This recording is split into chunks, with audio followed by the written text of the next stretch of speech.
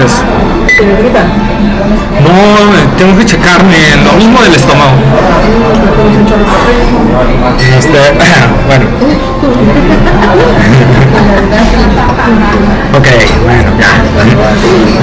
La omnipotencia de Dios, ¿no? Entonces decíamos que para Dios no hay nada. Dios es conocido como el Todopoderoso, como el Shaddai, el Dios todo suficiente, ¿verdad?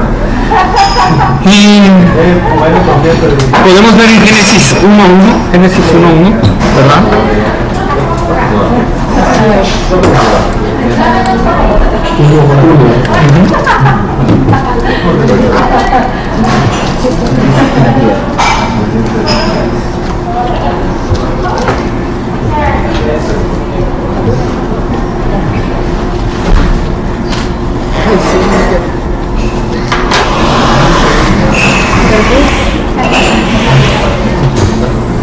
¿Ya están ahí?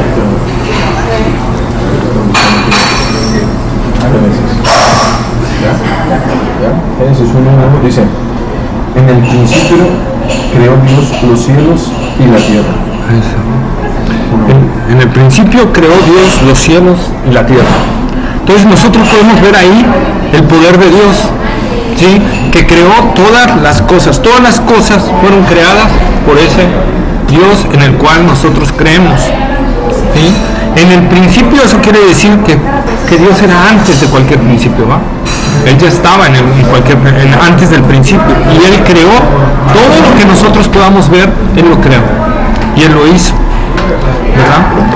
Traje aquí unos significados. Por ejemplo, Charles C. Riley dice: la omnipotencia significa que Dios es todopoderoso y capaz de hacer cualquier cosa consecuente con su propia naturaleza. En la actualidad, Él no ha escogido hacer todas las cosas que fuesen consecuentes consigo mismo por razones que definitivamente solo Él conoce. Hay cosas dentro de la omnipotencia de Dios que Dios no ha hecho solo porque Él sabe por qué no lo ha hecho, ¿verdad?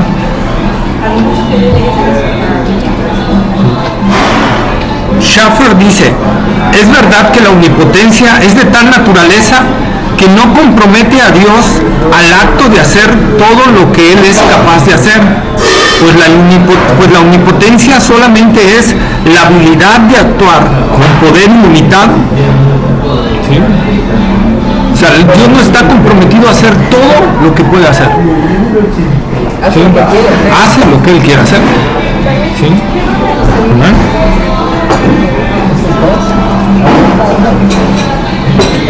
Dice Arthur Pink: así como la santidad es la hermosura de todos los atributos de Dios, su poder es el que da vida y acción a todas las perfecciones de la naturaleza divina, ¿sí?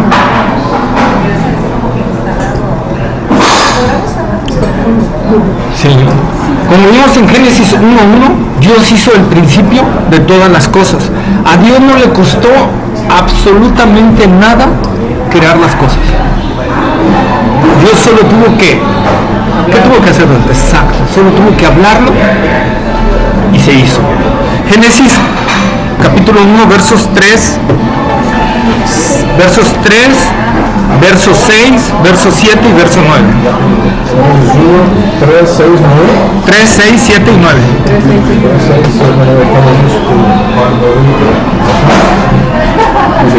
Y dijo Dios: sea la luz, y fue la luz. Ya lo dijo Dios: haga expansión en medio de las aguas y separe las aguas de las aguas. E hizo Dios la expansión y separó las aguas que estaban debajo de la expansión de las aguas que estaban sobre la expansión, y fue así. Dijo también Dios: júntense las aguas que están debajo de los cielos en un lugar y descúbrase lo seco, y fue así. Quise poner estos 4 versículos nada más. Si leemos todo el capítulo 1 y 2, vamos a ver cómo Dios, solo con decir la palabra, y dijo Dios: sea la luz. ¿Y qué pasó? Y se hizo la luz, ¿sí? A contrario de lo que habla la teoría de la evolución, ¿verdad? Que pasaron miles de millones de años para que un átomo se soltara sobre otro átomo y produjera la luz. Entonces, aquí de la palabra de Dios dice que no fue así. Que Dios dice que dijo: sea la luz. y fue la luz. ¿Sí? Así es el poder de Dios, que Dios solo tiene que decir las cosas y se hacen. Pero como vimos en una de las definiciones, hay veces que Dios dictamina que se cumplan cosas en el tiempo que Él decide y que dictamina su palabra. ¿Sí? Entonces, hay cosas que Dios ejecuta por su omnipotencia en el instante. Y hay cosas que las ejecuta en el momento que Él decide ejecutarlas. ¿Sí? Esa es la omnipotencia de Dios. Dios es todopoderoso, pero tiene controlado su poder. El poder no controla a Dios, Dios controla el poder. ¿Sí? Porque de lo contrario, entonces el poder pasaría a ser Dios y Dios dejaría de ser Dios. ¿Sí? ¿Ok? Entonces, cada cosa que se creó, hermanos, fue creada por Dios. Dios dijo, háganse las luminares del mundo, del cielo, y se hicieron, ¿verdad? Pero a Dios no le costó ningún trabajo. Cuando Dios crea algo, no necesita el momento de, espérame, me voy a recuperar, porque gasté poder, necesito recuperarlo. Dios no necesita recuperarse. Dios dice la palabra de Dios que Dios no se cansa ni duerme. No desmaya ni adormece el que guarda a Israel, dice la palabra de Dios, ¿verdad? Dios trabaja las 24 horas del día, los 365 días del año. Cuando los fariseos, ¿verdad?, le dijeron a Jesús, ¿por qué tú sanas en día de reposo? ¿Qué dijo Jesús?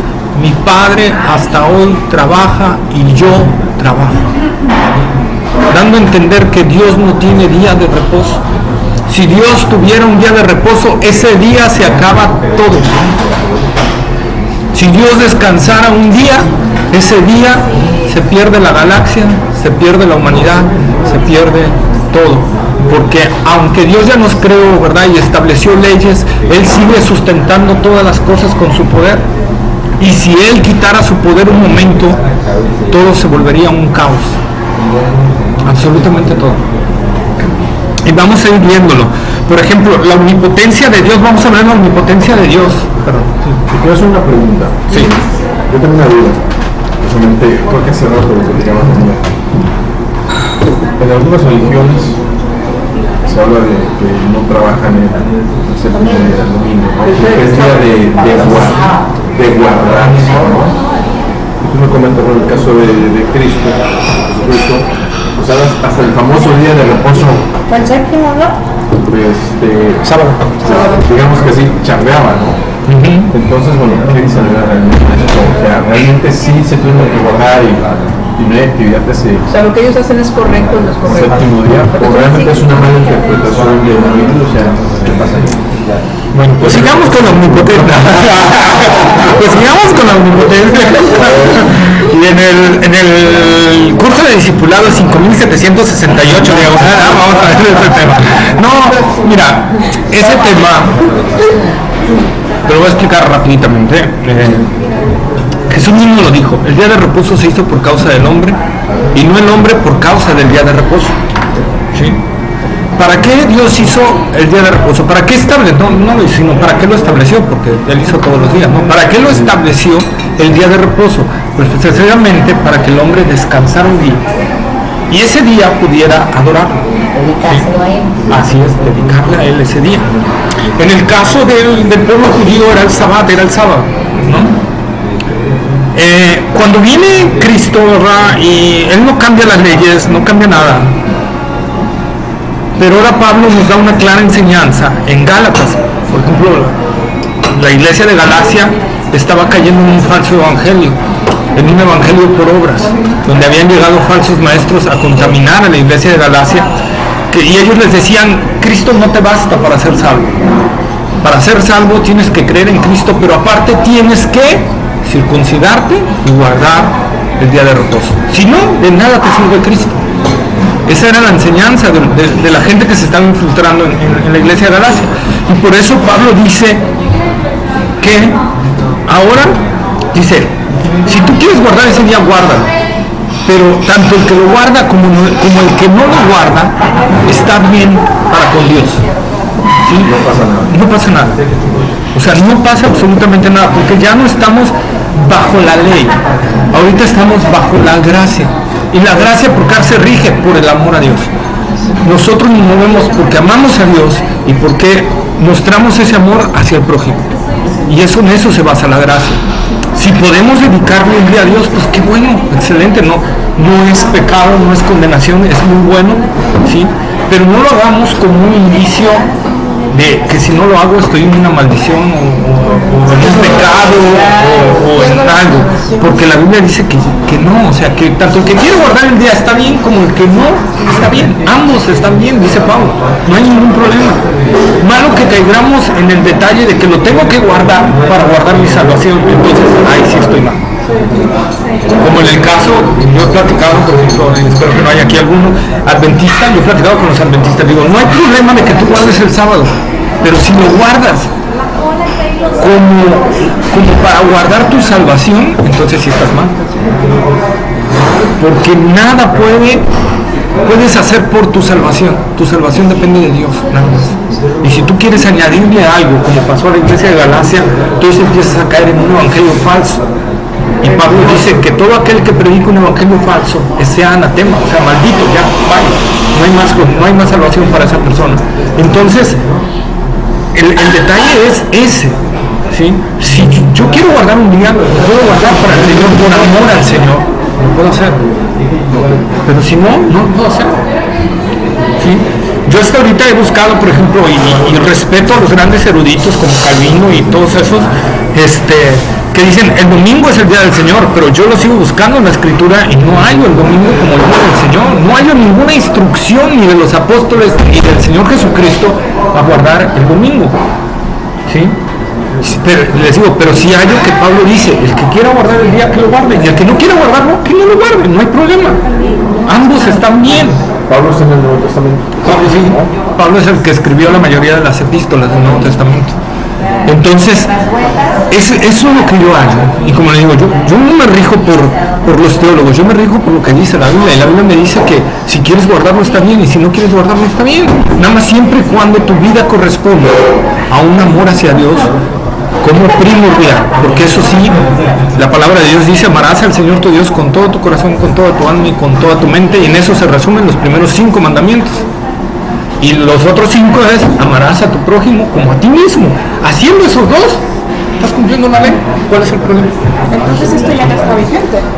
Cuando dice, y el séptimo día descansó, Dios lo bendijo ese día y lo apartó para que todos lo adoraran. Eso ya es... Eso es Viejo Testamento.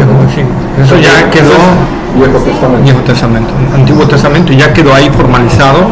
Y era más que nada hacia el pueblo de Israel, enfocado. Pero digo, ya a partir del Nuevo Testamento, los cristianos en sí, desde sus inicios ya no guardaban el sábado.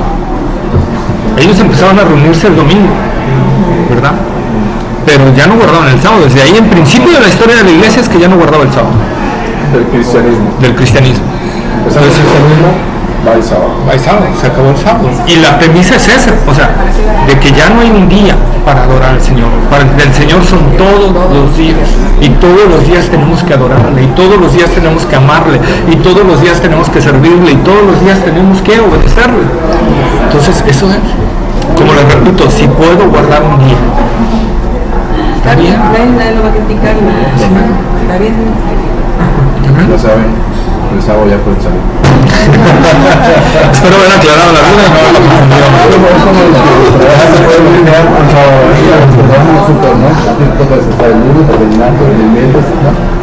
Ya, no hay bronca. No conciliar el sábado. Pero entonces ahí donde tú comentas todo esto del Antiguo Testamento, para todo lo hebreo, por ejemplo, hay muchas cosas, ¿no? Historias y todo que marca en el Antiguo Testamento. Entonces, ¿eso cómo lo vemos entonces nosotros? ¿Vigente o ya está pasado? Porque si me dices que a partir del Nuevo Testamento ya todo lo que fue ley atrás, no sé si me entiendes. Sí. Lo que fue ley atrás, entonces yo puedo leer las promesas que hablan en el Antiguo Testamento, etcétera, ¿no? Como los Salmos, como Isaías, ¿no? Entonces llega un momento en que si dices, es que esto lo pasó en el pasado, y entonces ya creo que vamos a verlo desde ¿no? No, el Antiguo Testamento es lo que la duda que se queda. Sí, ¿por qué? Porque, por ejemplo, el Nuevo Testamento como el Antiguo Testamento hacen referencia a ambos, ¿no? Entonces, tú por ejemplo, en las cuestiones del diezmo, ¿no? Se dice Malaquías, ¿no? Estás robando, ¿no? Entonces eso habla del Antiguo Testamento, ¿no? En el nuevo ya no aplica. Entonces, por ejemplo, pues sí habla de, en el nuevo habla de lo que son Las ofrendas. ofrendas, ¿no? Sí. Bueno, de nombre, ya no le llamamos diezmo, le llamamos ofrenda, ¿no? Pero a eso voy. En inglés, por ejemplo, hay muchas cosas que se utilizan en todas las iglesias de verdad, que lo voy a ir manejando. El año pasado. O sea, tener diezmo es lo que se le da al diezmo, porque sacan el gobierno de diezmo, porque Malaquías dice el dinero es robado, ¿no? Entonces, digo, yo en una iglesia, entonces el gobierno todo, ¿no? Yo digo que tengo que dar una ofrenda, ¿no? Bueno, no, o sea, hay muchas cosas que a veces no aplican en el antiguo, pero te las El antiguo sigue siendo palabra de Dios y será palabra de Dios, pero el antiguo, dice la palabra de Dios en Hebreos, que todo eso era sombra de lo que iba a venir. Todo el Antiguo Testamento apunta única y exclusivamente a Cristo. El Antiguo Testamento solo es un anticipo de lo que sería Cristo. Dice sombra de lo que iba a venir. ¿Qué es una sombra? Tú no puedes saber el color de la persona, ni el color de ojos, ni el cabello. No ves la silueta. Sabes que es una persona, pero no puedes entender o decir cómo es porque no puedes verlo. Nada más puedes saber si es delgado o obeso o algo así, ¿no? Pero no puedes decir Los detallitos. sí, es color blanco, color negro, color amarillo, pelo blanco, pero no puedes saberlo. Todo lo mismo sucede en la palabra de Dios. Dice que todo el Antiguo Testamento era sombra de lo que iba a venir. ¿Quién iba a venir? Cristo. Y por eso cuando Cristo viene, se revela la gracia y la verdad a su plenitud. Dice la palabra de Dios en Juan capítulo 1, versos 16 al 18, por ahí, dice que la ley vino por Moisés, pero la gracia y la verdad vinieron por medio de Jesucristo. Entonces, aunque el Antiguo Testamento, como ya lo vimos cuando vimos sobre la gracia de Dios, habla de la gracia fue revelada en su totalidad en el Nuevo Testamento, en Cristo. Entonces, por eso Jesús dijo, yo soy la luz de este mundo.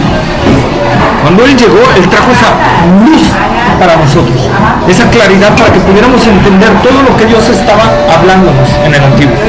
Todos los sacrificios que tenían que hacerse de animales y todo, hablaba del gran sacrificio que Cristo iba a hacer. ¿Sí? A eso apuntaba. No había otra forma de hacerlo.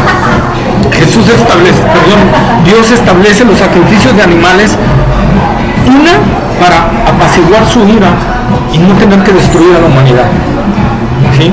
Y la otra es para que pudiéramos entender que iba a haber un gran sacrificio por nosotros y que iba a apuntarse hacia ese Mesías, ¿verdad? Que habla Isaías en el Antiguo Testamento. Nosotros no podremos entender el sacrificio de Cristo si no leemos Isaías, que dice, mas Él herido fue por nuestras rebeliones, molido por nuestros pecados, el castigo de nuestra paz fue sobre Él y por sus llagas fuimos nosotros curados. ¿Sí? Entonces, eso es lo que nosotros debemos entender.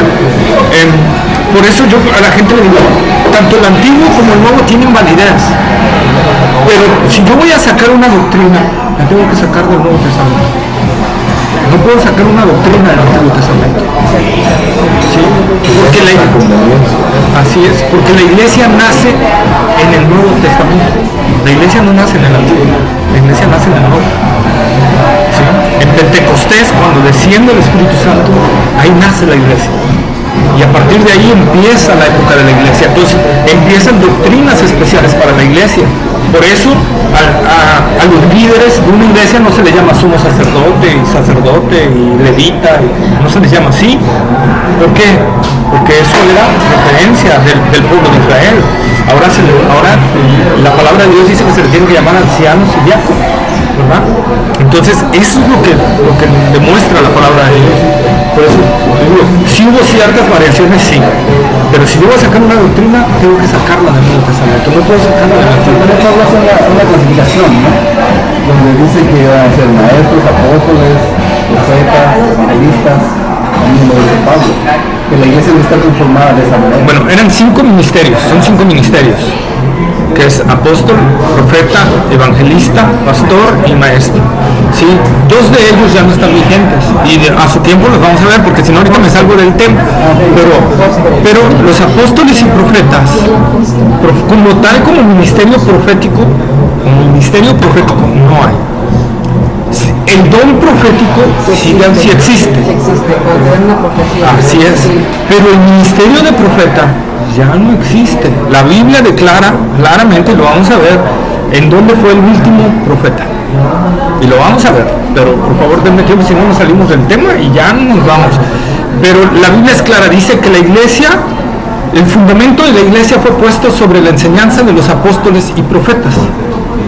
¿Sí? Entonces, si ese fue el fundamento, y si sigue habiendo apóstoles y profetas, entonces el fundamento todavía no se termina de construir. Entonces la iglesia no se empezaría a edificar. Primero tiene que estar un fundamento bien puesto. Y la palabra de Dios dice que ese fundamento fue puesto por los apóstoles y profetas. Por lo tanto, el último apóstol que declara la Escritura, ¿verdad?, que fue llamado al ministerio apostólico, fue Pablo, y claramente Pablo lo dice: a lo último, como un abortivo me llamó a mí, dice Pablo. Y el último apóstol que vivió fue Juan, porque Juan fue el apóstol más longevo, el que vivió más tiempo, fue el último que quedó. Y la historia nos marca claramente que después de que murió Juan, no hubo más apóstoles. Más grande que Juan, que Juan el Bautista, ajá. Pero Juan el apóstol, Juan el que escribió el Evangelio de Juan y el que escribió el Apocalipsis, ¿verdad?, después de que él muere, ya no hay, en la historia ya no hay apóstoles hasta hace como 50 o 60 años atrás, que empezaron a gente a nombrarse apóstoles. Cuando la Biblia nos narra que no, y la historia nos dice que no.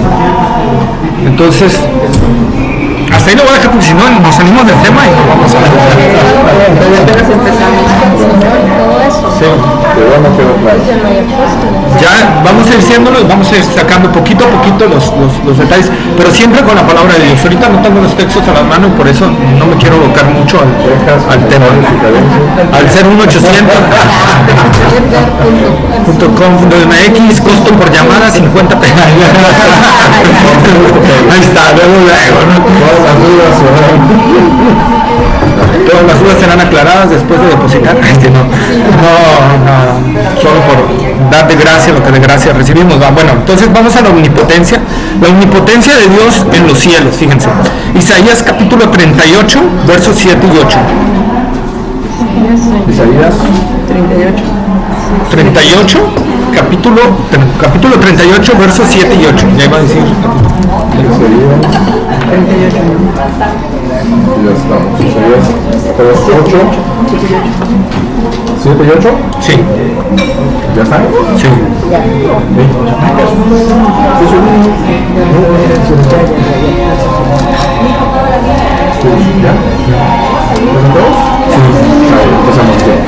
Y esto te será señal de parte de Jehová, que Jehová hará esto y ha dicho: he aquí, yo haré volver la sombra por los grados que ha descendido con el sol, en el reloj de Acaz, 10 grados atrás, y volvió al sol 10 grados atrás, por los cuales había ya descendido. Fíjense lo que Dios hizo, algo que la ciencia no puede explicar. Hizo que la sombra retrocediera. Para que la sombra retroceda, ¿qué debe de pasar?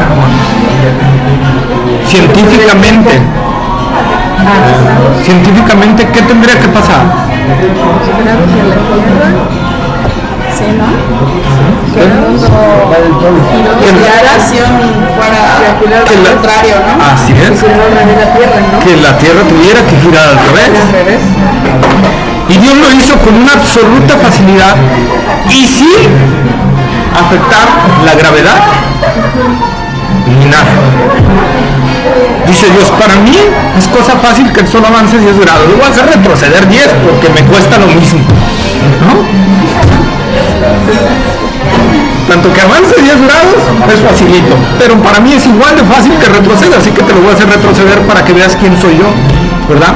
Y esta profecía se la dio al rey Ezequías cuando iba a morir. Es lo que te iba a decir, ¿por qué hizo esto? O sea, necesito ver el contexto, ¿no? ¿Por qué hizo esto de retroceder? Para darle a demostrar a Ezequías que iba a cumplir Dios su palabra. Dios quiso hacerlo así, en su soberanía, así es. Dice, pídeme una señal, dice Dios, para mí cosa ligera es que el sol avance 10 grados, cosa ligera. Pero como me cuesta lo mismo hacer que avance, que retroceda, lo voy a hacer que retroceda. Porque para ti es más increíble. Así es, a Ezequías. Dice, para ti es más increíble que retroceda 10 grados, para mí es lo mismo. Porque como les repito, a Dios le cuesta el mismo trabajo crear una pulga que crear una constelación.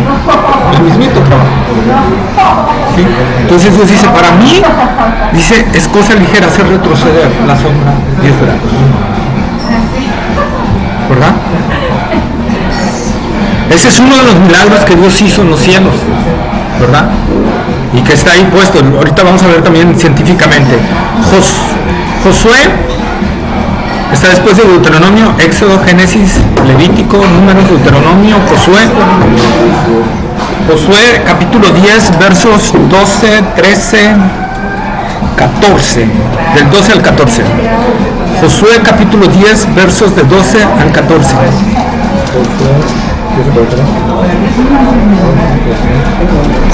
Josué 10. Del 12 al 14. Josué 10, 12, 14. ¿Ya saben, Ya. ¿Va? Ok, dice. Entonces Josué habló a Jehová el día en que Jehová entregó al amorreo adelante de los hijos de Israel y dijo en presencia de los israelitas: Sol, deponte en Gabaón, y tú, luna, en el valle de Ajalón. Y el sol se detuvo y la luna se separó, hasta que la gente se hubo vengado de sus enemigos. Dice, ¿no está escrito esto en el libro de Jacer? Y el sol se paró en medio del cielo, y no se apresuró a ponerse casi un día entero. Y no hubo día como aquel, ni antes ni después de él, habiendo tendido Jehová a la voz de un hombre, porque Jehová peleaba por Israel. Fíjense, otra cosa tan tremenda, ¿eh? Dios hizo que en términos humanos, ¿verdad?, de vista, el sol se detuviera. Sí, porque se supone que el sol no se mueve, ¿no? Así es. Ajá. En sí, entonces, lo que dejó de girar a su frecuencia normal fue la Tierra. ¿Qué pasa científicamente si la Tierra disminuye su velocidad de rotación? El día se alarga o se prolonga el día o se prolonga la noche, cualquiera de las dos cosas. Sí. ¿Y qué más? ¿Qué produce? ¿Qué efecto produce? Si la Tierra ya no girara a la velocidad que está girando, ¿qué efecto produce? Muchos desastres, ¿no? Muchos desastres. El aumento de las aguas. El aumento de las aguas, la gravedad, ¿verdad? La gravedad se disminuiría, entonces empezaríamos a flotar y todo. Y aquí no pasó absolutamente nada. Y ese día, dice, no hubo como otro como él. Fue casi un día entero. Registros de los mayas hay de que hubo un día que se alargó bastante.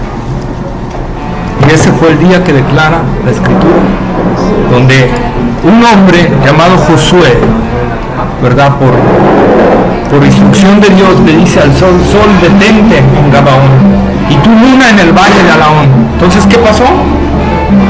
Fue obedecida esa instrucción, y ese día se alargó casi un día adicional. Imagínense el tremendo poder de Dios. Por eso decíamos, para Dios no hay nada imposible. Lo lógico para nosotros, para Dios es lo mismo. Entonces, y aunado, si unimos esto, lo que les dije en Isaías y en Josué, recientemente, hace unos 10 o 15 años atrás, la NASA descubrió que hay un día perdido. Está publicado, que hay un día perdido en la humanidad. Y ese día perdido está aquí, señores. En cuando Josué le habla al sol y a la luna y le dicen deténganse, dice que el sol es casi un día entero. La otra parte que hace falta del día son los 10 grados que retrocedió la sombra en Isaías. Y haciendo los cálculos, la NASA dicen que da el día exacto, perdido en la humanidad. Entonces, la Biblia, no porque dependamos de la ciencia para confirmar la Biblia, porque la Biblia la creemos por fe, pero Dios de repente deja hechos y evidencias para que podamos ver que su palabra es cierta. Y aquí está, ¿verdad? Entonces, para Dios fue cosa sencilla hacer que la tierra girara bien rápido y que no se afectara en las mareas, que no se afectara en la gravedad, que no se afectara en nada, que todo continuara normal. ¿Por qué? Lo repito, porque Dios es el que sustenta la ley de la gravedad. Dios es el que sustenta todo. Y si Él le dice a la gravedad, tú sigue gravedad con la misma frecuencia, la gravedad sigue con la misma frecuencia aunque la tierra dejara de girar. Porque Dios es el que establece las leyes. ¿Qué hay ley que haga que el mar no se salga? ¿No sabían que nosotros estamos 35 metros bajo el nivel del mar? ¿Qué hace que el mar no se nos venga encima? Dice que Dios le estableció límites al mar. Entonces son cosas asombrosas de Dios. Entonces, sí, una vez le estableció límites. Entonces por eso no se nos viene encima. Pero científicamente nosotros estamos 35 metros bajo el nivel del mar.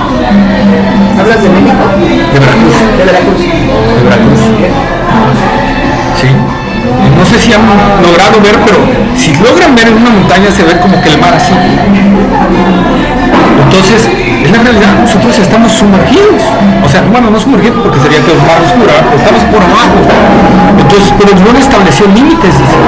Y su poder sustenta eso, que el mar no se salga, es lo que sustenta. Y Dios puede.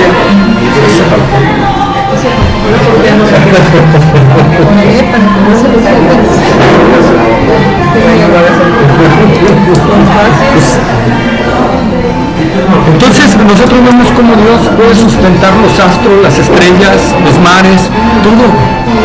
A Él no le cuesta ningún trabajo hacerlo, ¿verdad? 2. Su omnipotencia sustenta todo. O sea, la omnipotencia de Dios hace que todo tenga armonía, vida. Hebreos capítulo 1, verso 3.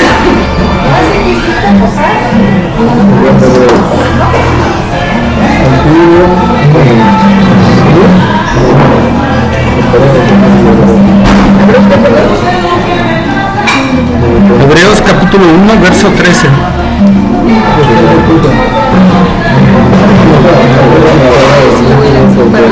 Hebreos 1.3, perdón. Ya estaba yo. 1.3. Hebreos 1.3. Hebreos 1.3.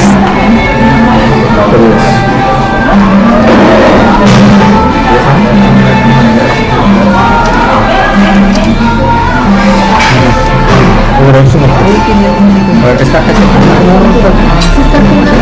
con el número de la página. No hay problema, te esperamos.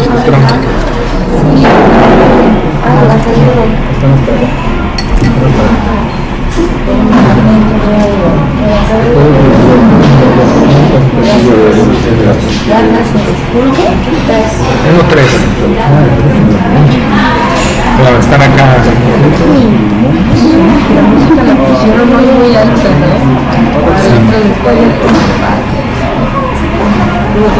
¿Ya estamos? Sí. Vamos a iniciar. ¿Ya estufas? Ya. Claro, dice, el cual, siendo el resplandor de su gloria y la imagen misma de su sustancia, y quien sustenta todas las cosas con la palabra de su poder, habiendo efectuado la purificación de nuestros pecados por medio de sí mismo, se sentó a la diestra de la majestad en las alturas. Ahí está bien. Fíjate la parte que dice, ¿y quien sustenta qué? Y quien sustenta todas las cosas con la palabra de su poder. Dios sustenta todas las cosas con la palabra de su poder. ¿Sí? ahí mismo en Hebreos, pero ahora capítulo 2, verso 10. Y ahí está hablando de Jesús, ¿eh? ¿El 2:10? Sí. 2:10. Sí. ¿Ya son todos? Dice, porque convenía aquel por cuya causa son todas las cosas y porque en todas las cosas subsisten. Que al libro de llevar muchos hijos a la gloria, perfeccionarse por aficiones al autor de la salvación de ellos. Entonces vean, aquel por cuya causa son todas las cosas y por quien todas las cosas subsisten. Colosenses capítulo 1, verso 17. Capítulo 1, verso 17. En el nuevo. Está Hebreos, vete hacia atrás. Vete yendo hacia atrás. Más antes de Timoteo.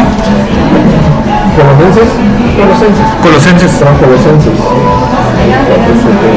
Van a pasar Timoteo, Tesalonicenses y yéndose hacia atrás. Colosenses 1, 17.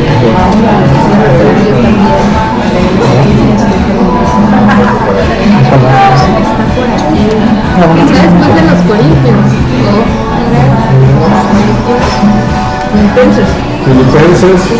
Colosenses. Sí, y Colosenses. Sí, ahí está.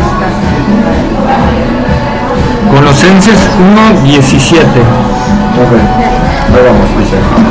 Y Él es antes de todas las cosas, y todas las cosas en Él subsisten. Y Él es antes de todas las cosas, y todas las cosas en Él subsisten. Eso es lo que les decía. Si Dios se le acabara el poder, todo se cae. ¿Verdad? Dios sigue actuando en todo. Sigue actuando en todo. Nosotros vivimos porque Dios nos da el hálito de vida.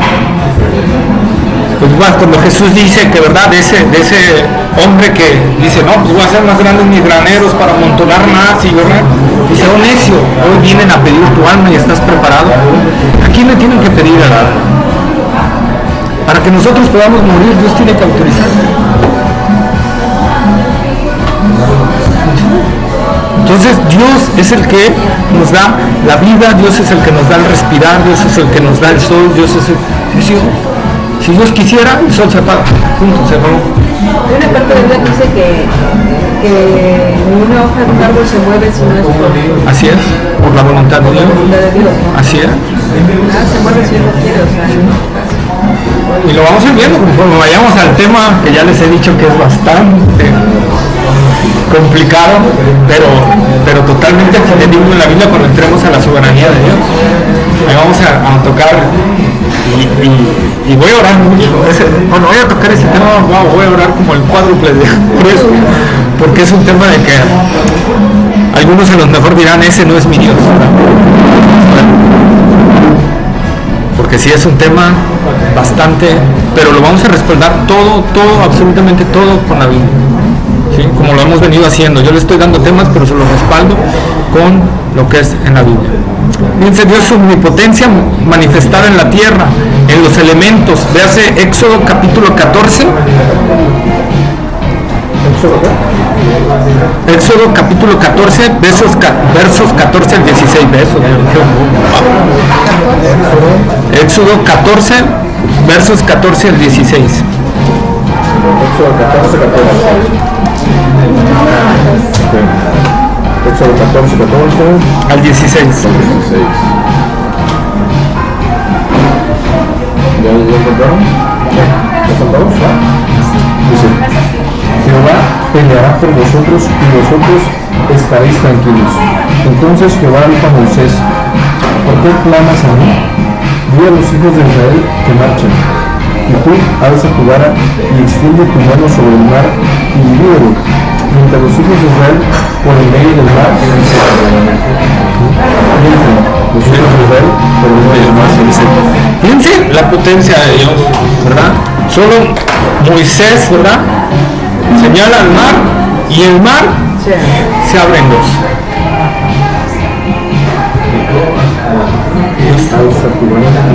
Se abrió en dos y Israel pasa en seco.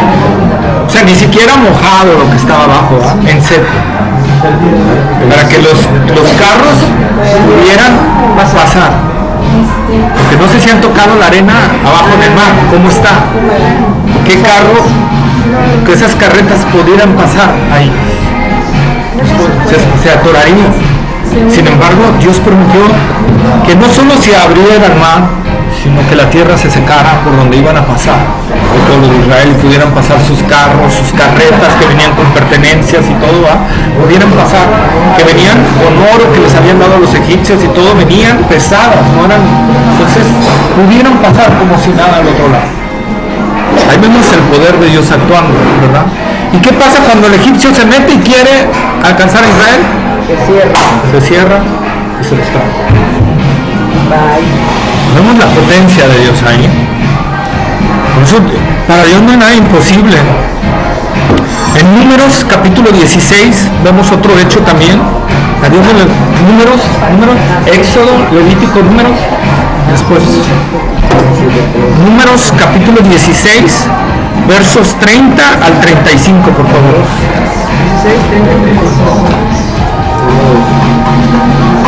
16, 30 al 35. 30 al 35. 30 al 35.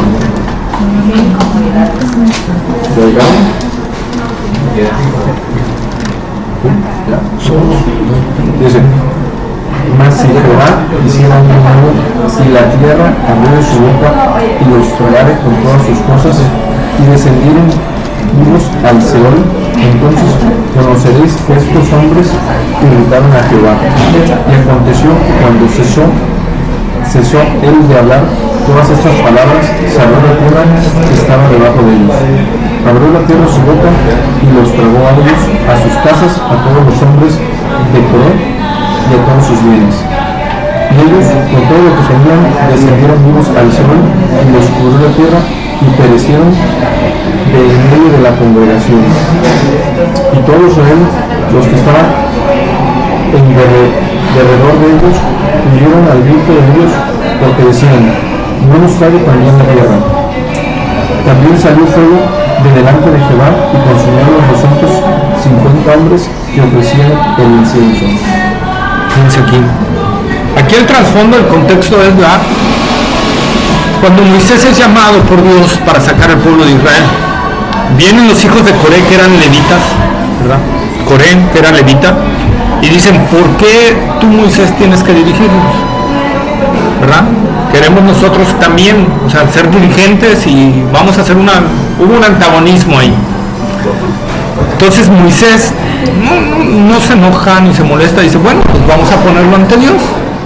Ustedes nos vamos a poner los que siguen por él un lado y los que siguen a otro lado, y que Dios decida quién, ¿verdad? ¿Quién se va a quedar? Y dice la tierra que Moisés apenas terminó de decir la palabra cuando la tierra se abrió exactamente donde estaban los de Coré, y se los tragó, y exactamente cuando cayeron él con todos sus bienes, se volvió a cerrar la tierra.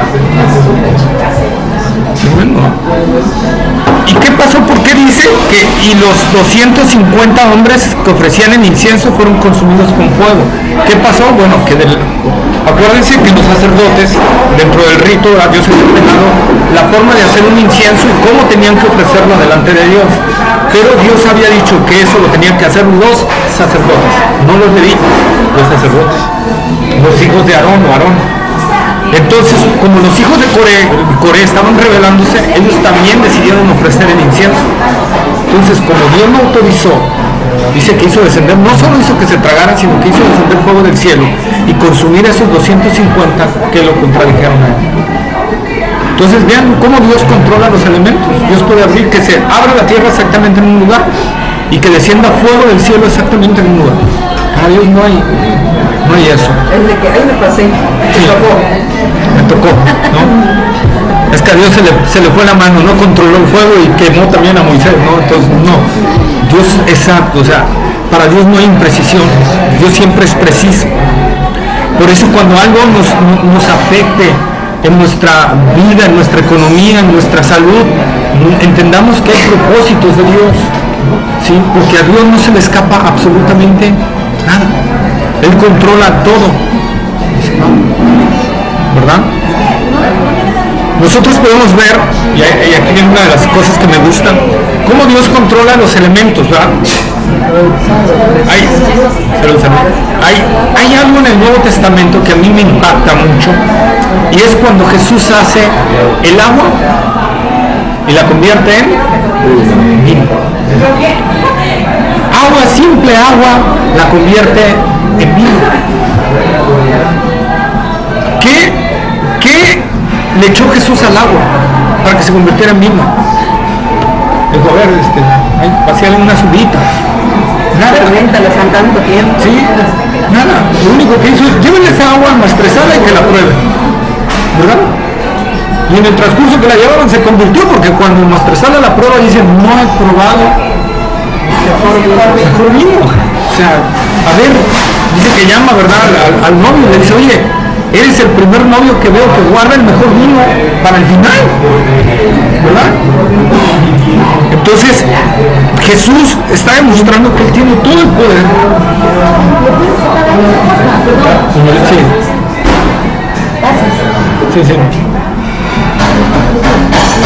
Entonces, vemos que a Dios no le cuesta absolutamente nada cambiar esos elementos. Y aunque no lo puse aquí porque tampoco quiero llenar de muchos textos, si nos vamos al Éxodo, a las plagas, Dios hizo que el río se convirtiera en sangre. Para Dios no es imposible. Así, ¿verdad? Sin ningún trastabilleo. Dios tiene ese absoluto poder. Ahora, en Mateo, y ese quiero que lo vean porque a mí me trae mucho consuelo, Mateo capítulo 8, versos 26 y 27.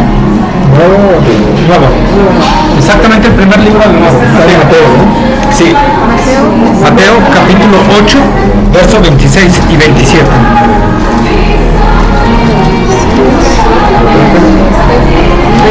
Mateo capítulo 8, versos 26 y 27.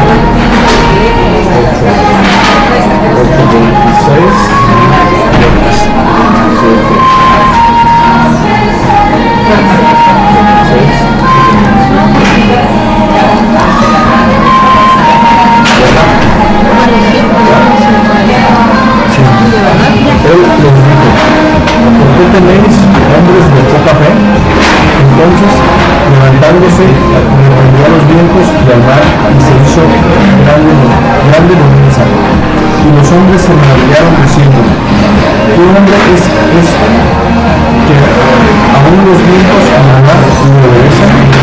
Fíjense al Señor Jesús, ¿verdad? Dice que se para y reprende al viento y al mar, y al instante, ni siquiera fue paulatino, al instante se calmó todo. Que a los discípulos expertos marineros, porque los discípulos eran pescadores, ¿verdad? Sí.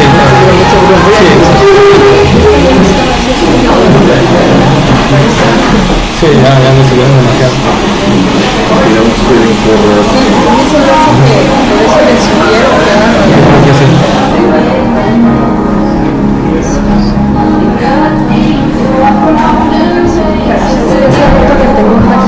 Sí, acuérdense viendo, se viendo.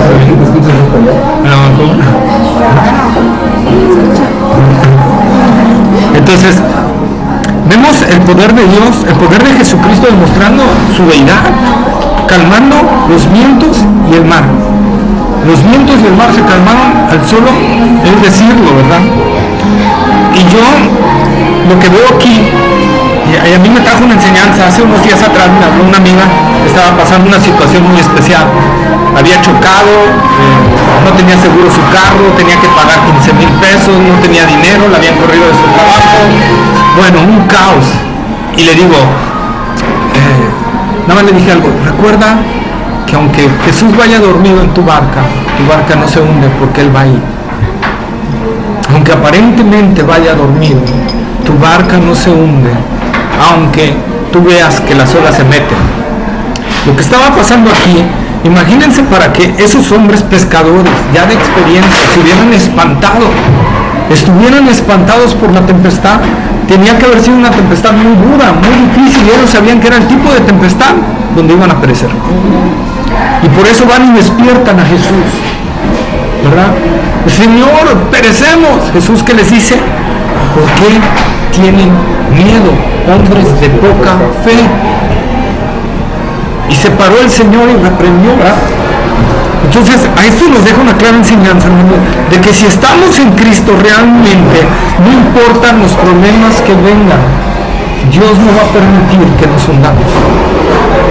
Él nos va a dar la fortaleza porque Él va con nosotros. Por eso Pablo pudo estar gozoso aún en medio cuando fue metido al calabozo, ¿verdad? Junto con Silas. Aunque fueron metidos ahí, Pablo estaba alabando y glorificando el nombre del Señor. ¿Por qué? Porque él decía, aunque esté en las más difíciles condiciones, sé que tú tienes todo el control. Y tú sabes lo que vas a hacer. Yo me gozo en eso, ¿verdad?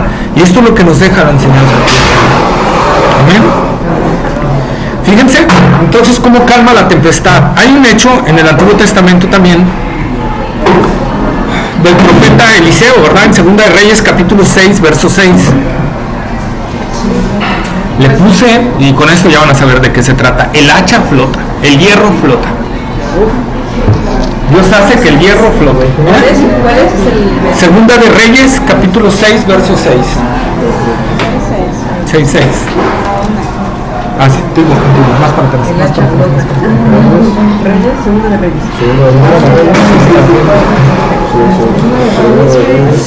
Segunda de Reyes, capítulo 6, verso 6.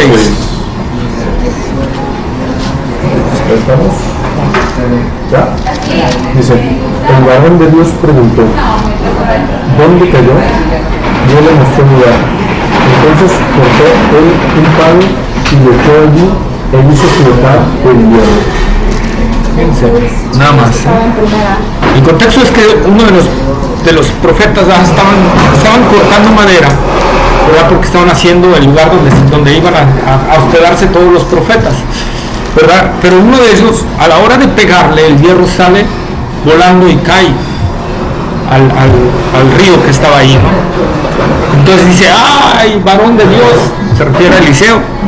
Dice, era prestada. Y los profetas no tenían dinero, porque esa era la realidad. Entonces era prestada, ¿con qué voy a pagarla? Entonces dice que Eliseo dijo, ¿dónde la echaron? Ahí, a ver, agarra un palo, lo botó y salió el hierro del hacha, salió flotando con el palo. Así de sencillo. Dios puede hacer todo, ¿verdad? Vemos situaciones difíciles, Dios dice, no es difícil. Hay otra que le puse, el fuego no quema. Y esa ya me imagino que aquí es. Daniel, ¿verdad? Con Sadrach, Mesach y Abednego, ¿verdad? Recordemos cómo Nabucodonosor había levantado una estatua y dijo, al sonido de los instrumentos de música todos tienen que adorar esa imagen. Y esos tres hombres se negaron. Entonces fueron lanzados, dice, a ese horno de fuego, que había sido sobrecalentado porque el rey se había enojado tanto, Nabucodonosor, de que no se inclinaran, que mandó a calentarlo 4 veces más de lo que estaba. A tal grado estaba ardiendo ese horno que dice que los que aventaron a Sadrach y a Mesach y a Abednego cayeron muertos a causa del horno, ¿verdad? Y caen ellos dentro del horno, ¿y qué pasó? No se quemó ni un cabello. Si quieren, Daniel capítulo 3, verso 15.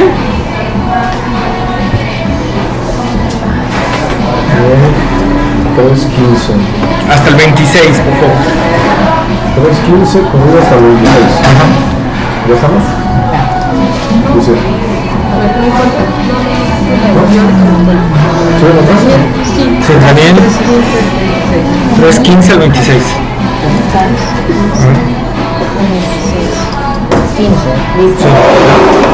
Dice, ahora pues, ¿estáis dispuestos para que al oír el son de la bocina, de la flauta, del tamboril, del arpa, del salterio, de la zanfoña y de todo instrumento de música, os postréis y adoréis la estatua que he hecho? Porque si no la adoraréis, en la misma hora seréis echados en medio de un horno de fuego ardiendo. ¿Y qué Dios será aquel pues libre de mis manos.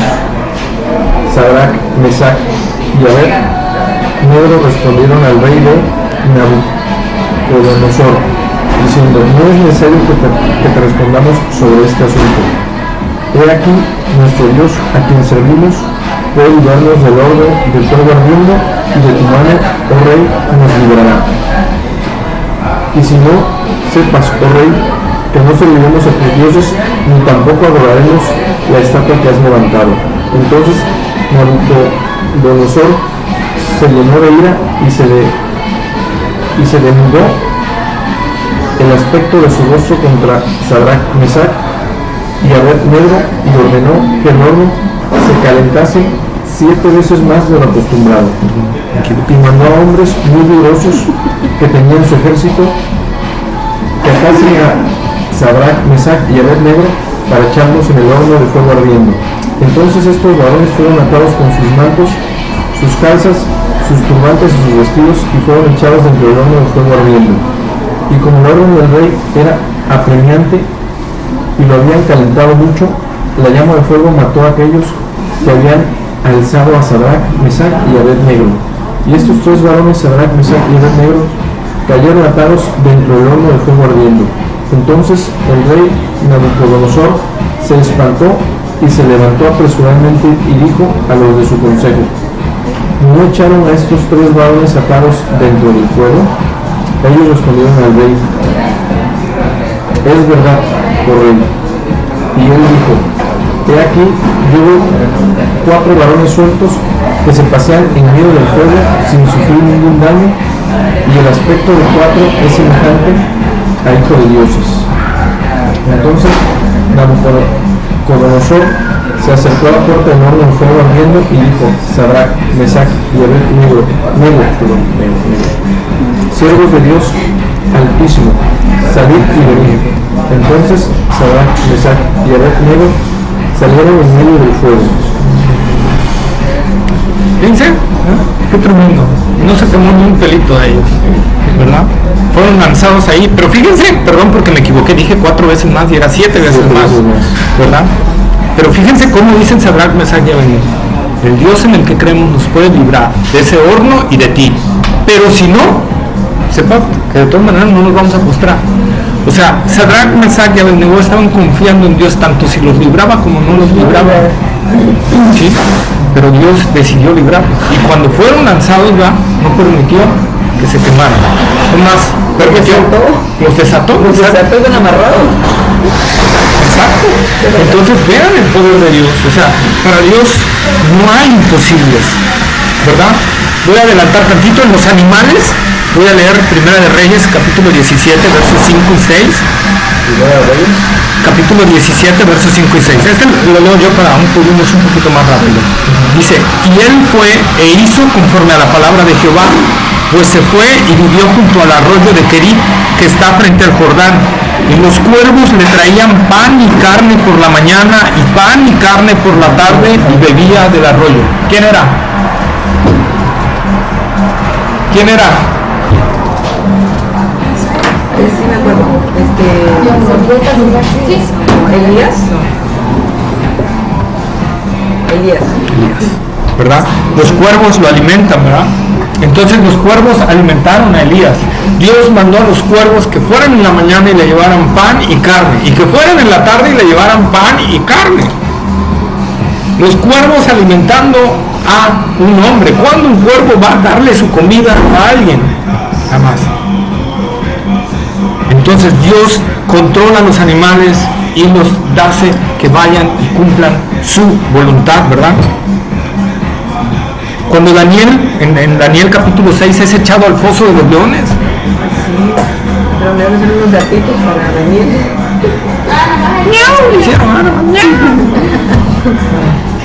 No se lo tragaron. Y déjenme decirle algo. La cuestión que los leones no tragaran a Daniel es un hecho asombroso, porque esos leones que estaban ahí estaban hambrientos, no les daban de comer, precisamente para que en cuanto cayera alguien lo desbarataran. Y sin embargo, cuando echan a Daniel ahí, los leones calmaditos. Y cuando el rey, ¿verdad? Dice, porque el rey se preocupó cuando Daniel fue lanzado, pero como era un edicto que se había pronunciado y que había sido sellado, no podía contradecirlo el rey. Entonces a la mañana siguiente dice que va y Daniel, tu Dios te ha librado de los leones. Y Daniel dice, sí, Señor. Y Dios mandó un ángel y cerró la boca de los leones. ¿Verdad? Entonces vemos cómo Dios controla toda su naturaleza. Para Dios no hay un caos, el caos es de nosotros.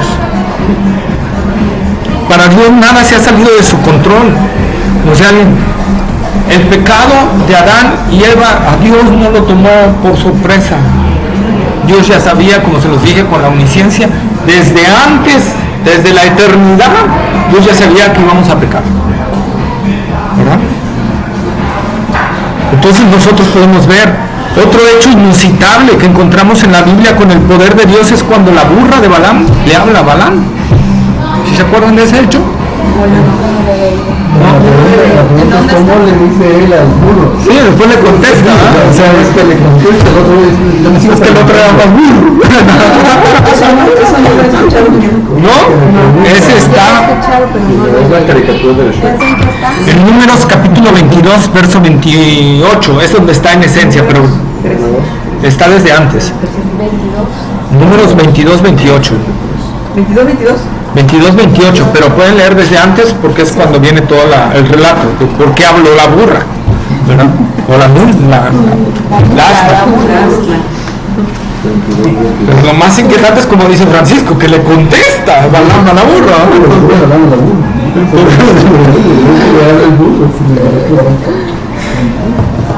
Y cuál me sigo preguntando. Pues bueno, yo también, pero bueno. Ahí vemos la necedad del corazón de Balaam. No hay de otra. Sí, si quieren. Dice, y la ira de Dios se encendió porque él iba, y el ángel de Jehová se puso en el camino por adversario suyo. Iba pues él montado sobre su asna y con él 2 criados suyos. ¿Sigo viendo? 22, 28. 22. 22. Perdón. Estaba del 22, 22. Bueno, desde ahí viene el relato, o sea, pueden checarlo, desde ahí viene, pero ya la parte 1 se les dice, dice, entonces Jehová abrió la boca al asna, la cual dijo a Balaam, ¿qué te he hecho que me has azotado estas 3 veces? no dice nada más. Dice que Dios Jehová abrió la boca del asna y el asna habló en nuestro lenguaje. Y le dijo a Balaam, ¿por qué me has azotado estas 3 veces? ¿Verdad? Y Balaam le responde, me hubiera salido corriendo, ¿no? Pero lo más increíble es que Balaam le responde, ¿no? Entonces, bueno. Pero vean cómo para Dios es fácil. Para Dios no hay imposibles para Él. Dios controla los espíritus inclusive. Nosotros vemos en el Nuevo Testamento que Jesús le dio autoridad a los apóstoles sobre todo espíritu, ¿verdad? Nosotros vemos cómo los espíritus se sujetaban a Cristo. Nosotros vemos cómo inclusive en el libro de Job, ¿verdad? Satanás va y comparece ante Dios. Y Dios es el que le dice, ¿de dónde viene Satanás? Y Satanás le dice, de rodear la tierra. Y Dios es el que le dice, ¿y no has visto a mi siervo Job? Que no hay otro como él.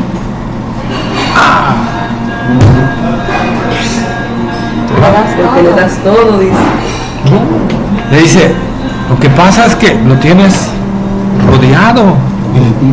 ¿Sí? Deja que lo toque. Había un cerco de protección. Dios no permitía con su poder que Satanás tocara sin decirlo, ¿verdad? Pero déjame que lo toque y vas a ver cómo blasfema contra ti. Lo que aquí hay de interés es que Dios guarda a sus hijos del poder de Satanás. Porque Satanás no puede tocar a uno de sus hijos sin la autorización de Dios. Y eso no solo lo vemos con Job. Otro caso, a ver que se les venga a la mente rápido. Pedro. ¿Qué le dice Jesús a Pedro?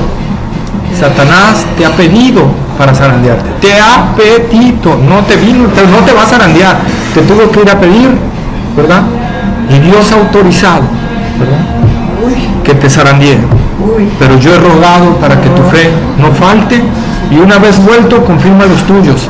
como le digo a alguien, Jesús no le dijo, y si vuelves, Jesús le dijo, y una vez vuelto, o sea, había seguridad Que iba a regresar. que iba a regresar. Pero volvemos al punto esencial, Satanás te ha pedido, Satanás con todo su odio hacia Dios, con todo su odio hacia la humanidad, se tiene que sujetar a Dios. Decía por ahí Juan Calvino que Satanás es un perro con una cadena en la mano de Dios, ¿verdad? Un perro rabioso con una cadena en la mano de Dios. No puede hacer lo que se le da su regalada gana. Dios controla aún a Satanás y Satanás tiene que irle a pedir permiso si va a tocar a uno de sus hijos. Y si Dios autoriza, lo puede tocar. Si Dios no lo autoriza, aunque quiera rebelarse con todos sus millones de secuaces, no puede. Es tanto el poder de Dios que aún a su enemigo lo doblega ante sí. ¿Y por qué autoriza? Cuando son cosas malas. ¿Por qué autoriza? Bueno, vemos el factor en la vida de Pedro, por ejemplo, y en la vida de Job.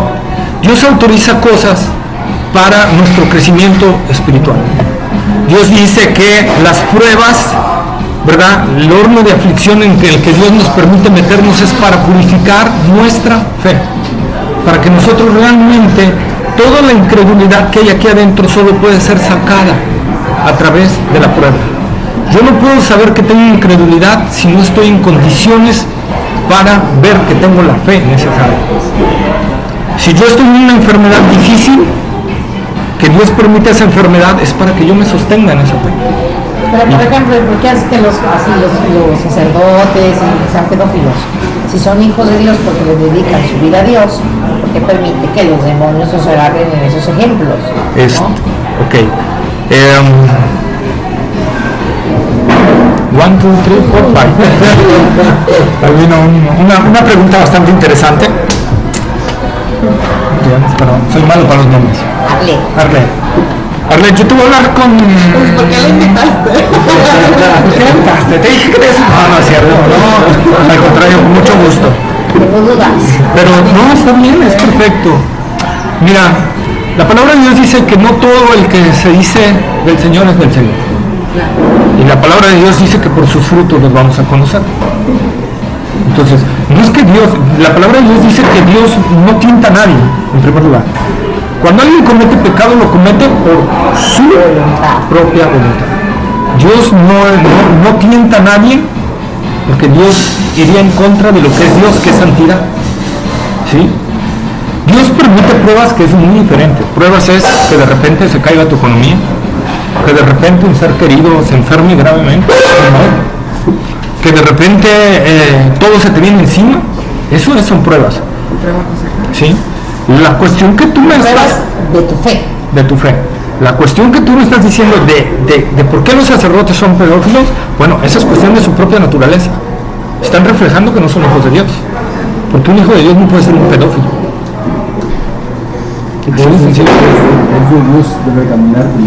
Así es, definitivo. Así dice la palabra de Dios. El que es de Dios deben andar como él anduvo, como Jesús. Dar frutos de ese caminar.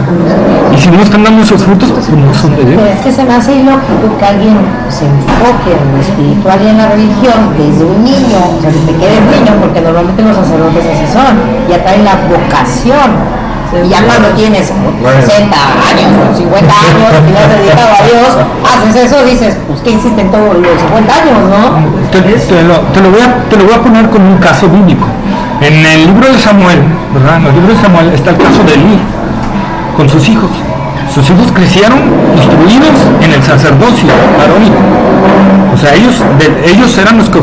Su papá era el sumo sacerdote.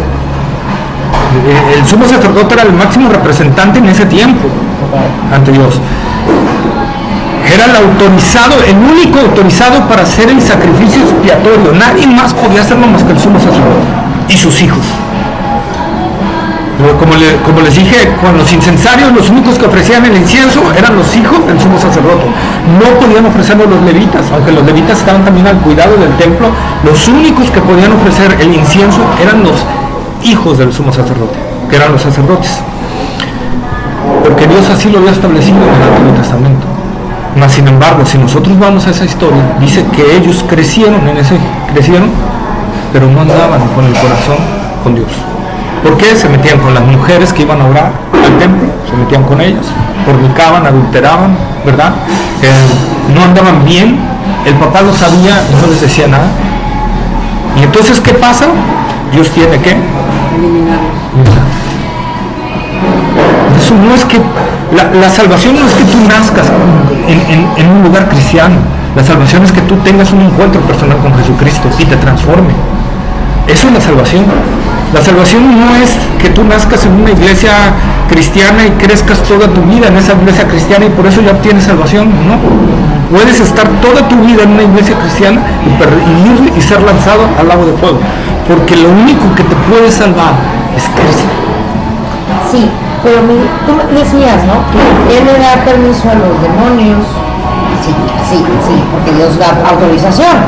Porque da autorización de que esas personas que son un ejemplo para nuestra religión, digo, son muchos, porque no son millones, pero son muchos, ¿no? Digo, ¿por qué le da autorización al demonio que actúe en esas personas? Porque son suyas. Porque dice que eres hijo de Padre. ¿Cómo es la escritura que dice eso? Sí, Jesús mismo nos dijo, porque le dijo a los fariseos, a la gente religiosa de ese tiempo, a los, si alguien había que conocía la religión en ese tiempo eran los fariseos y los escribas, y Jesús mismo les dijo, ustedes son hijos de vuestro padre, el diablo. Jesús mismo se los dijo a ellos, a los que llevaban la religión en ese tiempo. Jesús les dijo, ustedes son hijos de vuestro padre, el diablo. Entonces por eso te digo, Dios no se lo impide porque simplemente y sencillamente son de Él. Así de sencillo. O sea, no es que, ¿verdad? Cuando Dios permite sobre un hijo de Él, y lo vamos a ir viendo más adelante, cuando lleguemos ya a los temas de la salvación, quiénes son y quiénes no son. Pero la cuestión es que Dios sobre sus hijos los guarda y los protege. Sobre los que no son de Él, extiende su misericordia, sí, pero ahí el enemigo, porque son suyos, ¿sí? Son suyos.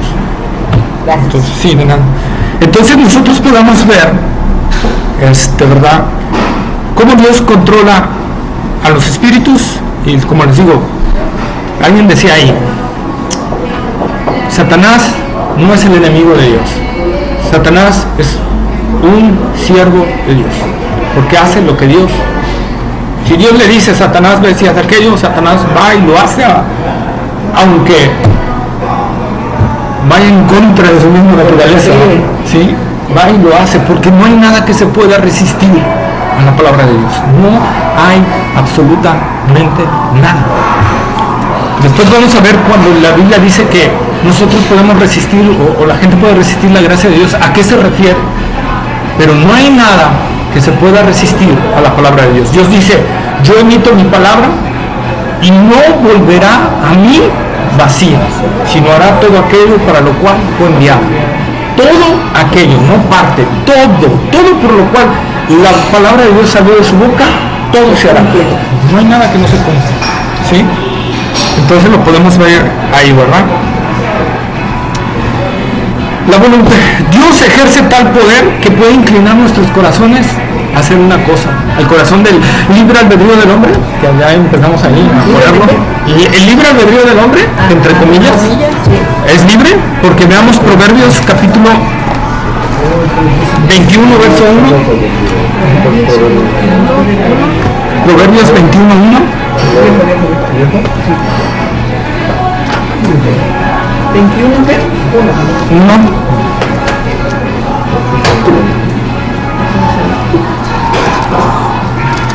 Proverbios 21, 1. Proverbios 21, 1.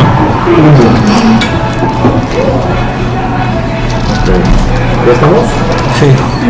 ¿Ya? Dice, como los repartimientos de las aguas, así está el corazón del rey en la mano de Jehová. A todo lo que quiere lo inclina. ¿Libre albedrío? Sí.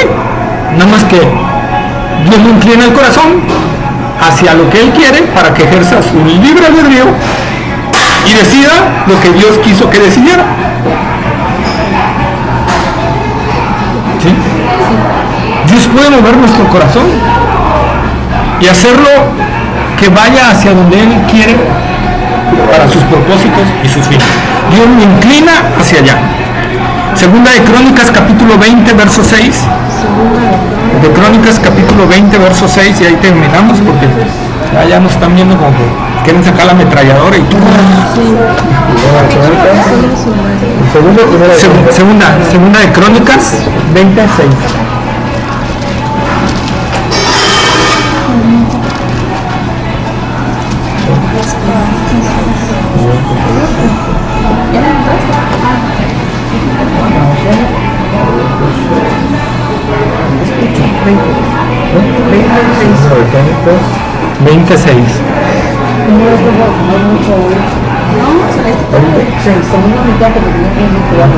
¿Ya está? 26. Y dijo, Jehová Dios de nuestros padres, ¿no eres tú Dios en los cielos y tienes dominio sobre todos los reinos de las naciones? ¿No está en tu mano tal fuerza y poder que no hay quien te resista? Ahí está. ¿Verdad? Entonces, para Dios no hay ningún problema en inclinar nuestra voluntad hacia lo que Él quiere. Es que Dios no respeta mi libre albedrío. Sí, nada más inclina tu corazón hacia lo que Él quiere. Y ya. Por eso hay también que cuando alguien dice, te nace por dar algo, te dicen, ni te gloríes, ¿no? Porque fue Dios quien puso ese deseo de hacer algo por alguien. O sea, fue Dios quien decidió que hicieras algo por alguien. Exacto. Él decidió que hicieras algo. Así. Cuando algo salió de ti es porque Dios inclinó tu corazón. Así es. Toda buena dádiva viene del alto, ¿no? ¿Eh? Toda buena dádiva y don perfecto. Desciende, así es, amén. Toda buena dádiva. Y todo don perfecto desciende del Padre de las luces, ¿verdad? Entonces, esa es la verdad. Por eso cuando no nos podemos jactar, dice el apóstol Pablo de algo, porque Dios es el que produce tanto en nosotros tanto el querer como el hacer por su buena voluntad. Dios lo produce aquí adentro y yo lo efectúo. ¿Verdad? Esa es la verdad. Entonces, hermanos, vemos cómo el poder de Dios es infinito, es inagotable y tenemos esa clase de Dios en la cual podemos confiar y vemos cómo su poder actúa en favor de los suyos. Siempre actúa en favor nuestro, aunque a nuestra vista no sea así. Siempre actúa a favor nuestro, a favor de sus hijos, ¿verdad? Entonces, ¿alguna duda que hayan tenido sobre la omnipotencia de Dios? Entonces, para Dios nada es imposible. Le es lo mismo crear una amiba que crear miles de constelaciones juntas. Para Dios es lo mismo. Y hacerlo no le desgasta en lo más mínimo su poder. Ni tiene que reposar, ni tiene que dormir. Tenemos un Dios vivo y todopoderoso y que nunca duerme y que siempre está viendo a sus escogidos, ¿verdad? Amén. Amén. ¿Dudas, preguntas, comentarios? Bueno. Te falta un versículo en este. ¿Cuál? 1:37.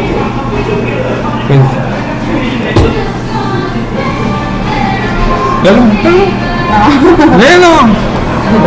Es Lucas 1:37, dice, eso demuestra que para Dios todo es posible. Me acuerdo mucho de eso. Para Dios todo Lucas es 1:37.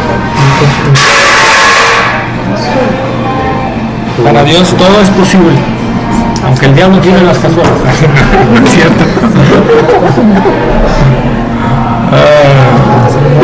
Oye, yo moví tu vaso, pero todavía no está como agua, ¿eh? Sí, no. Está bien. Para Dios todo es posible. Ok. Pues bueno, si no hay dudas, vamos a orar para finalizar. Y Buen Dios y Padre nuestro, Señor, gracias porque nos has permitido, Señor, conocer más de ti, conocer otro atributo tuyo, Señor, por el cual nos has demostrado, Señor, que tú eres un Dios en el cual podemos confiar plenamente, Señor, porque dice que tú no te adormeces, Señor, el que nos guarda no se adormece. Señor, no es como gente que podemos contratar de seguridad y todo, Señor, que se puede dormir, que se puede enfermar. Tú estás siempre con nosotros, Señor, y que tus planes y tus propósitos se harán de acuerdo a tu voluntad soberana, Señor. Te damos gracias por permitirnos conocer algo más de ti, Señor, y permitir, Señor, que tu palabra hable en nuestras vidas, Señor, y que sea de bendición para nosotros, Señor. Te pido que, Señor, que podamos meditar en tu omnipotencia esta semana, Señor, y podamos conocer más de ti, podamos saborear más de este atributo tuyo, Señor, y podamos así adorarte de una mejor manera, Señor. Gracias, gracias, porque en Jesucristo podemos encontrar, Señor, ese camino para llegar a ti, Señor. Gracias, en el nombre de Cristo Jesús. Guarda con bien a los que van a regresar ahora, Señor, a los que no vinieron, a Edgar y a su esposa, Señor, pedimos que tú los guardes, Señor, y que en tu voluntad, Señor, tú permitas que el próximo jueves estén aquí, Señor. Padre, clamamos porque, Señor, tu mano esté sobre nuestras vidas esta semana, Señor, y que podamos comprobar tu poder, Señor, estos días, Señor, para ver que tú eres el Dios todopoderoso, el Shaddai, el todo suficiente, Señor. Gracias en el nombre de Jesús. Amén, Señor. Quisiéramos una oración rapidita, y no sé quién la quiere hacer, por la hermana de nuestra hermana Irma. Vamos a orar por ella. Tiene ahí un detalle, una bacteria, entonces vamos a orar por ese detalle, ¿no? A que Dios, sabemos que como vimos que Dios tiene todo el poder, y si está en su voluntad, Él lo va a sanar, Él va a hacer ese tremendo milagro. Entonces, pues bueno, yo ya oré para cerrar. ¿Quién quiere orar por? Sí, oras por la hermana de Irma. Señor Padre, te damos gracias, Señor, por haber escuchado tu palabra. Y Señor, queremos también unirnos, Señor, en oración, elevar, Señor, una pequeña oración por la hermana de Irma, Señor, por Dina, quien se encuentra delicada, Señor. Te pedimos, Señor, que extiendas tu mano poderosa, Señor, que tengas misericordia, Señor, de la situación de la hermana de Irma, Señor, porque todos ellos la necesitan y su bebé la necesita también, Señor. Te pedimos, Dios mío, en el nombre de Cristo Jesús, que sea, ojalá, Señor, que tú digas, Padre, que sea tu voluntad, que tú le devuelvas la salud a su hermana, Padre, que pueda disfrutar a su bebé, Señor, a su marido, y, Señor, pues, que te conozca también, Señor. Te pedimos, Padre, que la regreses, Señor, pronto, con salud, Padre, en el nombre poderoso de Cristo Jesús. Amén. Amén. Sí. Bueno, gracias por haber venido, por haber